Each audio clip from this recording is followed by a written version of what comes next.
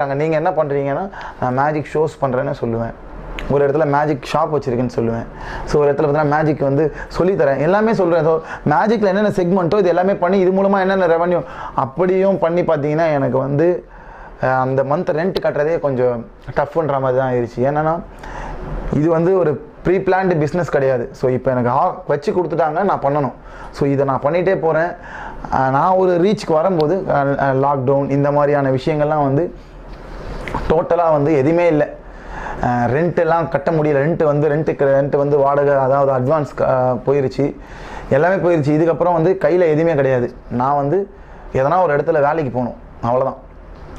எதனா ஒரு part time ஜாபோ இல்லை ஏதோ ஒரு ஜாப் பண்ணால் தான் எனக்கு வந்து என்னோடய ஃபேமிலியை நான் ரன் பண்ண முடியும் அப்படின்ற மாதிரி சுச்சுவேஷன் நான் வந்துட்டேன். ஸோ இதுக்கப்புறம் வந்து வேறு வழியில் குவிட் பண்ணலான்னு வந்த ஒரு நெக் ஆஃப் தி மொமெண்ட்னு சொல்லுவாங்க பார்த்தீங்களா. ஸோ அந்த ஒரு மொமெண்ட்டில் வந்து எனக்கு வந்து ஒரு ஆப்பர்ச்சுனிட்டி